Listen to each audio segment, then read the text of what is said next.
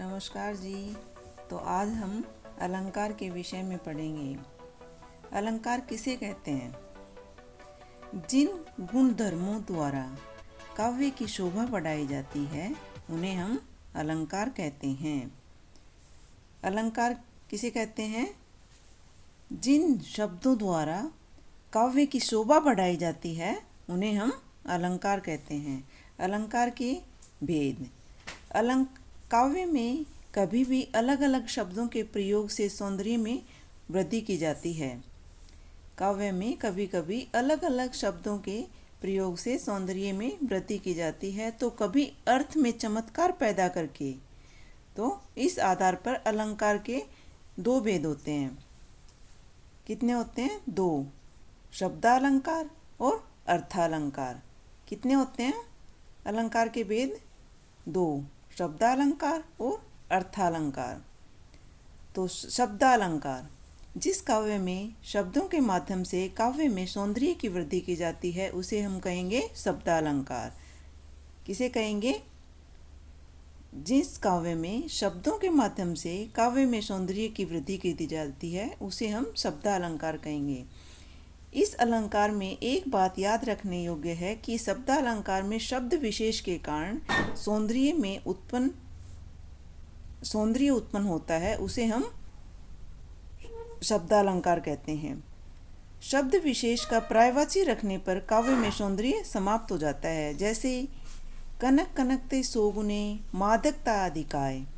यहाँ पर कनक के स्थान पर उसका पर्यायवाची गेहूं रख देंगे या धतूरा रख देंगे तो काव्य सौंदर्य समाप्त हो जाएगा। आया समझ में?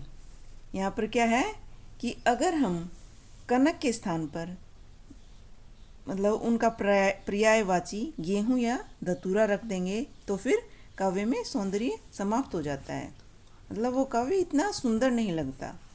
ठीक है। शब्दालंकार के भेद। शब्दालंकार के 3 भेद होते हैं: अनुप्रास अलंकार, यमक अलंकार और श्लेष अलंकार। अब पढ़ते हैं हम अनुप्रास अलंकार। अनुप्रास अलंकार जब काव्य में किसी वर्ण की आवृत्ति एक से अधिक बार होती है, अर्थात कोई वर्ण एक से अधिक बार आता है, तो वहाँ अनुप्रास अलंकार होता है। ठीक है। जैसे तरनी तनुजा तट तमाल तरुवर बहुछाए। यहाँ पर तय वर्ण की आवृत्ति एक से अधिक बार हुई है, अतः यहाँ क्या होगा? अनुप्रास अलंकार। देखो, तरनी तनुजा तट तमाल, यहाँ पर क्या है? तय वर्ण की आवृत्ति कई बार हुई है, इसलिए यहाँ क्या हो जाएगा? अनुप्रास अलंकार। कुछ उदाहरण और लेते हैं। जैसे रघुपति राघव राजा राम पति तपावन सीताराम। तो इसमें क्या है?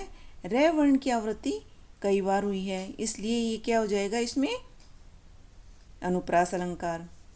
फिर जैसे चारों चंद्र की चंचल किरणें खेल रही हैं जल थल में, तो इसमें चय वर्ण की आवृत्ति हुई है, इसलिए यहाँ भी अनुप्रास अलंकार होगा। ठीक है। फिर मुदित महीपति मंदिर आए, इसमें कौन से वर्ण की आवृत्ति हुई है? हाँ, मैं वर्ण की, तो इसमें भी क्या हो जाएगा? अनुप्रास अलंकार। मैया मोरी मैं नहीं माखन खायो, तो इसमें भी क्या है? मैं वर्ण की आवृत्ति कई बार हुई है, इसलिए इसमें भी अनुप्रास अलंकार है। सठ सुधरही सत्संगति पाई, इसमें स वर्ण की आवृत्ति हुई है, इसलिए इसमें भी क्या है? अनुप्रास अलंकार है। ये देखो, इसमें कई बार हुई है ना स वर्ण की आवृत्ति। फिर है कालिंदी कुल कदम की डारन, इसमें कौन से वर्ण की आवृत्ति हुई है? कै वर्ण की। कै वर्ण की कई बार आवृत्ति होने के कारण इसमें भी अनुप्रास अलंकार है। फिर दूसरा अलंकार है यमक अलंकार। यमक अलंकार जब काव्य में कोई शब्द एक से अधिक बार आए और उसके अर्थ अलग अलग हों तो उसे हम क्या कहेंगे? यमक अलंकार। जैसे 3 बेर खाती थी वे 3 बेर खाती हैं, इसमें क्या है? बेर कितनी बार आया है? 2 बार। इनका अर्थ अलग अलग होगा, इसलिए यहाँ क्या हो जाएगा? यमक अलंकार। उपयुक्त पंक्ति में बेर शब्द का 2 बार प्रयोग हुआ है, परंतु उनके अर्थ समय, एक प्रकार का फल, मतलब दो अर्थ निकलेंगे उनके। बेर कितनी बार हुआ है? 2 बार प्रयुक्त हुआ है, जबकि उनका अर्थ क्या होगा? उनका अर्थ दोनों बार अलग अलग होगा। जैसे एक बार होगा समय और दूसरे बार होगा फल। ठीक है, इसलिए यहाँ पर क्या हो जाएगा? यमक अलंकार। फिर कुछ उदाहरण और लेते हैं। जैसे कनक कनकते 100 गुनी मादकता अधिकाय, या खाए बोराए नर व पाए बोराए। यहाँ पर कनक शब्द का अर्थ क्या है?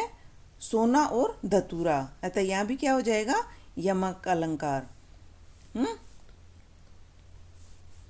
कैसे हुआ यमक अलंकार? क्योंकि इसमें कनक 2 बार प्रयुक्त हुआ है और दोनों बार इसका अलग अलग अर्थ हो गया। एक बार हो जाएगा सोना और दूसरी बार धतूरा, इसलिए यहाँ हो जाएगा यमक अलंकार। फिर एक उदाहरण और लेते हैं। जैसे काली घटा का घमंड घटा, नव तारक मंडल वृत खिले। इस बार 2 शब्द कौन कौन से हो गए? घटा 2 बार हुआ है। देखो, काली घटा और घमंड घटा। यहाँ पर घटा का अर्थ काली घटाएं हैं और दूसरी घटा का अर्थ क्या हो जाएगा? कम होना, इसलिए यहाँ भी क्या हो जाएगा? यमक अलंकार। हाँ, आया समझ में? क्योंकि यहाँ पर एक शब्द 2 बार आया है और दोनों बार इनका क्या हुआ है? अलग अलग अर्थ निकला है, इसलिए यहाँ इसमें हो जाएगा यमक अलंकार। हे कवि बेनी बेनी व्याल की चतुराई लीनी। यहाँ पर एक बेनी का आश्रय कवि का नाम है। ठीक है, और दूसरे बेनी का क्या अर्थ हो जाएगा? बालों की चोटी। ठीक है, इसलिए यहाँ भी क्या हो जाएगा? यमक अलंकार। रति रति शोभा सब रति के शरीर की। यहाँ पर रति का अर्थ है तनिक। तनिक अर्थात सारी, और रति का अर्थ है कामदेव की पत्नी। इसमें भी रति रति का अलग अलग अर्थ निकल गया। ठीक है, तो यहाँ भी हो जाएगा यमक अलंकार। नग्न जड़ाती थी वे नग्न जड़ाती हैं। यहाँ पर नग्न का अर्थ एक तो वस्त्रों के बिना मतलब नग्न, और दूसरा अर्थ क्या हो जाएगा? हीरा मोती है, मतलब एक प्रकार का रत्न, इसलिए यहाँ भी क्या हो जाएगा? यमक अलंकार। फिर हम पढ़ते हैं तीसरा, श्लेष अलंकार। श्लेष अलंकार का अर्थ, श्लेष अलंकार का अर्थ होता है चिपका हुआ, अर्थात एक शब्द के अनेक अर्थ चिपके होते हैं। जब काव्य में कोई शब्द एक बार आए और उसके एक से अधिक अर्थ प्रकट हों तो वहाँ क्या होगा? श्लेष अलंकार। जैसे यमक अलंकार में क्या था? एक शब्द 2 बार आता था और दोनों बार उनके क्या होते थे? अर्थ अलग अलग होते थे हैं। और श्लेष अलंकार में क्या होता है कि इसमें एक शब्द आता है और उसके कई अर्थ होते हैं। ठीक है, उसके एक से अधिक अर्थ प्रकट होते हैं, वहाँ क्या होता है? श्लेष अलंकार। जैसे रहीमन पानी राखिए बिन पानी शब्द सुन, पानी गए ना उबरे मोती माने सुन। तो इसमें क्या है? यहाँ दूसरी पंक्ति में पानी शब्द एक बार आया है, परंतु उसके अर्थ अलग अलग प्रसंग में अलग अलग होंगे। जैसे मोती के प्रसंग में क्या इसका अर्थ क्या होगा? चमक। और मानुष में पानी का अर्थ क्या होगा? इज्जत। और चून मतलब आटा में पानी का अर्थ क्या होगा? जल। ठीक है,